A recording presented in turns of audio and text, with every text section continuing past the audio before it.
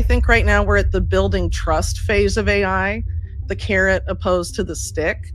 And I think that the more that people rely on it, the more they're going to eventually hemorrhage their ability to investigate without it, their ability to think creatively without it, or critically without it. And I think ultimately it's meant to be a gradual process, but it's a process that's intended to happen as people become more dependent on it over time.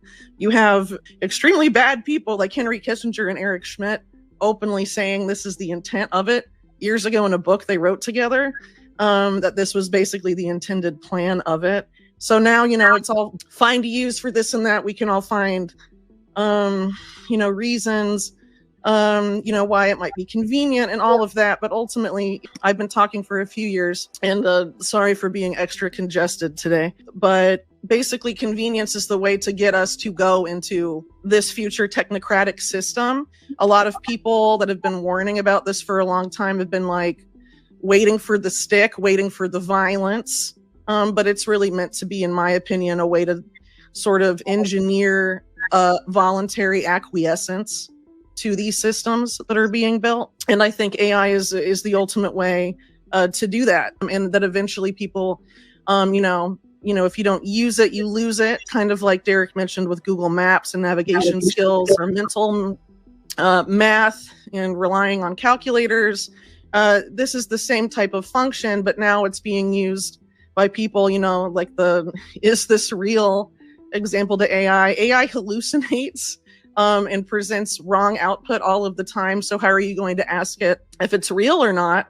And our controllers, people like Schmidt and Kissinger, want us to do that because they want us to use AI as the arbiter of what is real and what is not, and using AI at the same time to basically spam the digital realm with things that are not true, but we think are true, so that we fail to really have confidence in being able to distinguish between what's real and what's not. And so, personally, I think, a lot of people are going to rationalize and de-rationalize their use of AI, and that's fine. I'm not really interested in telling people what to do, but I think a lot of people engage with it without being aware of the risks or the ultimate designs of what it is, and how, we as content creators can be very manipulated by it and by algorithms and by commenters that may not be real people or bots of them. I mean, keep in mind that the biggest bot farms are run by states,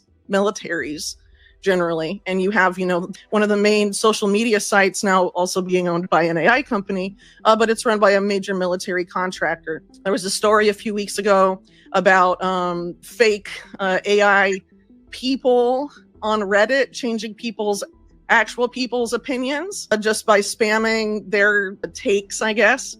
And humans have, always been swayed by the opinions of the herd and all of that. And now they have micro data on all of us by having, decades on most people of data of their decisions from the minute to the big, and are able to, pinpoint specific demographics and herd them to specific conclusions. And I think really there's not enough discussion about how that impacts our discourse, even as independent media. Obviously all of us like to think of ourselves as independent free thinkers, but if you post a video or post a thing and it's spammed by some comment, bot army that's super negative about it, maybe you won't talk about that stuff again and you'll think they're real people. I mean, a lot of us don't necessarily think about that because, the internet, even 5 years ago, was really different than it is today. Well, I have more I could say, I guess, but I think the risk benefit of a lot of this isn't necessarily talked about because people are just kind of reaping the small, convenient benefits of it, which is fine. I understand people are busy and all of that. But, I personally ideologically view a lot of what's going on like as, we're in a war. It's not really just an info war. It's a war for, humanity and like the human soul and our ability to create.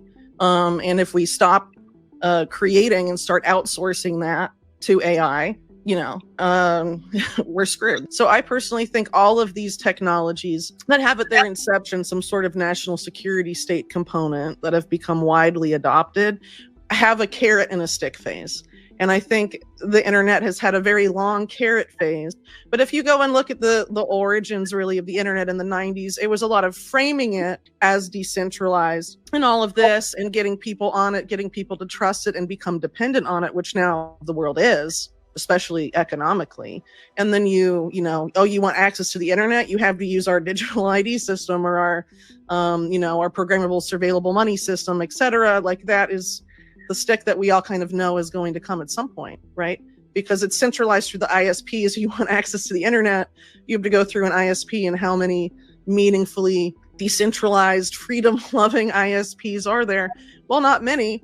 And for places that didn't really have access to an ISP before, they're all being herded onto Starlink, which is basically an extension of the US military, right? And so I think, in addition to that being the case for AI, I think it was true for things like Bitcoin, which was framed as initially decentralized freedom money. Did it have that potential just as the internet had that potential at one point? Sure. But now it's being herded into not being a medium of exchange, which is the only use case, in my opinion, that would allow it to be any sort of freedom money.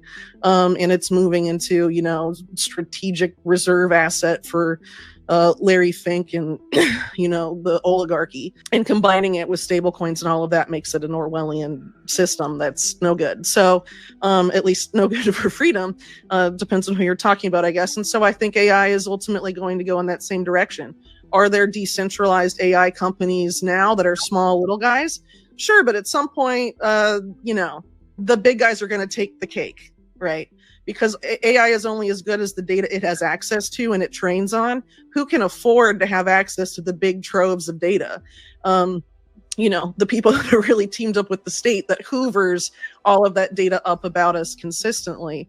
And I think a lot of it, I also want to bring back my point that I made much earlier on about how a lot of these incentives of the algorithm as independent media creators have changed us, maybe compared to when we started independent media.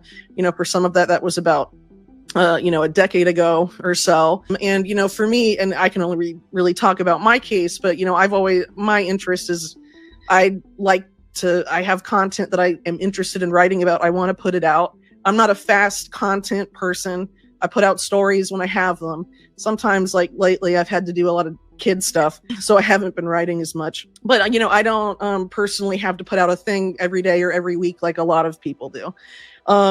And so, I'm a little delinked, I guess, from some of those incentives, but people that have them, there can be a pressure to talk about certain topics that they feel like everyone is talking about, or incentivized to, respond to negative comments or get involved in online drama and all of this. And I think a lot of the way social media has developed recently and the censorship stuff that's happened, there's like conversations that need to be had that haven't been had. Like, I think inevitably platform hopping, which has been like the independent media response to it, is eventually it's a dead end. So I would encourage people, if they want to essentially know what's planned in that scenario, to go and read the book written by Eric Schmidt, the former Google CEO I mentioned earlier, and Henry Kissinger, called The Age of AI, Our Human Future. So essentially there they frame a lot of stuff as warnings, but if you have any idea into who Eric Schmidt and Henry Kissinger are, and what they've done in their careers, they don't really seem very concerned about some of the impacts they claim to be concerned about to me, but that's just me personally. But there are some things they say in there that objectively do consider careful consideration.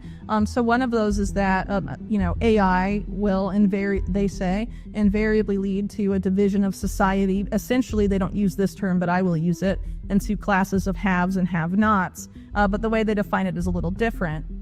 So sort of this more elite tier would be the people that determine AI's objective function, that program and develop AI and understand what AI does to people. And then the lower class presumably would be much larger, and that is the class that AI will act upon, but people will lose the ability to know what AI is doing to them. And they argue that this process of people losing the ability to know what AI is doing to them will happen because of this phenomena they refer to as cognitive diminishment, which is sort of this idea That's pretty easy to verify. If you stop doing mental math and use a calculator all the time, it gets harder and harder and harder to do mental math. And the same is true for really like any skill that you don't practice. So they argue that because of the convenience of AI and how it's been creeping into our lives, and I think we've seen this a lot since the advent of generative AI, it will become harder and harder and harder and eventually impossible for people to do certain things, including make decisions for themselves, because the AI will tell you where to go. It will tell you what music to listen to. It will tell you what clothes to buy. And essentially, that's their vision. People will eventually lose the ability to make those decisions for themselves or even develop their own preferences without the assistance of artificial intelligence. And so obviously the way to fight against that is to not outsource all of your decision-making and skills to that. And unfortunately, I think as we've seen with the rise of generative AI, people are creating less. People are outsourcing their creativity to AI, have AI make art for me, have AI write things for me. And eventually that leads to a world where in a generation, people don't know how to create art or create music or write without AI.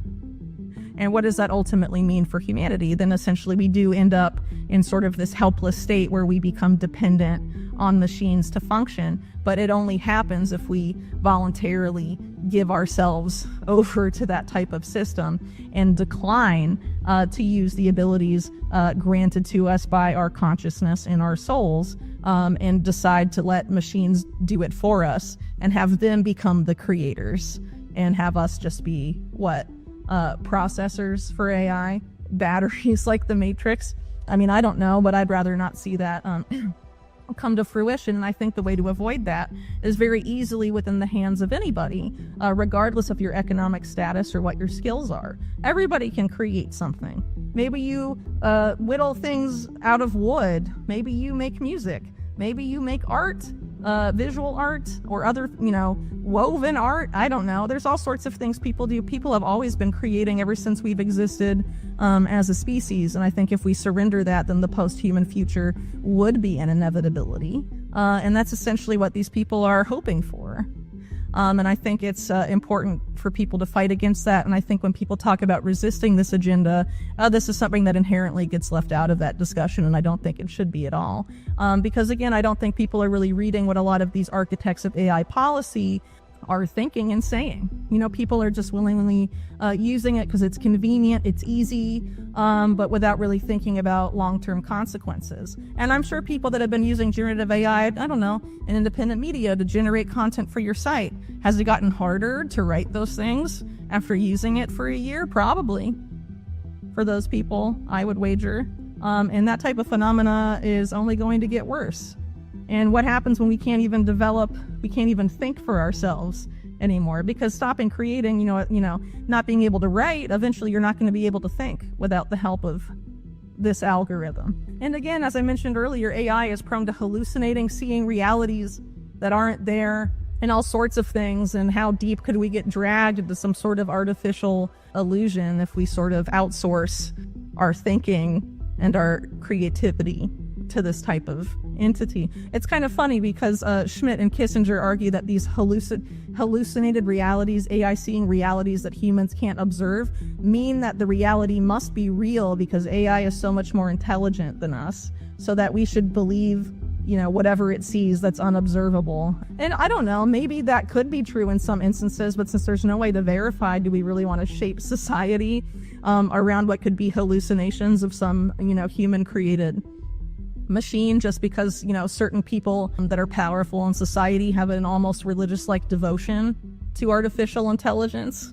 I don't think that makes any sense, personally. But ultimately, when you engage in a creative act, what are you filling up or fulfilling, or what muscle, as you put it, are you using? I would argue it's your soul. If you just have AI make it, the person that's making it doesn't get the same type of feeling they get if they actually engaged in the act of making art themselves or with another human, So if we let our souls atrophy because we're not doing anything that, have been fulfilling to human souls for thousands of years, what does that ultimately mean? It's interesting in that same Schmidt-Kissinger book, they basically say that AI taking over will lead to one of two consequences. One of them is that the peasants rise up and overthrow the elite. That's one scenario, and probably not the scenario that Schmidt and Kissinger want. And then the second scenario is that AI spawns the creation of a new religion. So out of those two allegedly inevitable scenarios per those people, obviously I think it's quite clear, if you're familiar with the backgrounds of Schmidt and Kissinger, the outcome they want is that it creates a new religion. So we atrophy our souls and creativity and that spark that makes us human and outsource it to AI, and then it becomes a new religion. I mean, it's pretty crazy. It makes me think of the Greek myth of Narcissus, where he falls in love with his falls in love with his reflection. That would definitely be a way that gets us to that post-human future, and it's something I think people should resist, because there's something important about humanity. There's obviously a reason that there's sort of this push to sort of snuff that out, and I think ultimately it leads to a world where humans are just easily controlled and essentially either harvested for data, harvested for energy, harvested for something, and not creators anymore. And it's up to anybody if they choose what path they choose to go down, whether they're going to go down the path of someone who creates and can manifest, and who can, actively do things and actively make decisions and have preferences and do these things that ultimately are part of what defines humans, right? Or if they're going to go down the path of, I'm going to be lazy essentially and let these machines do everything for me.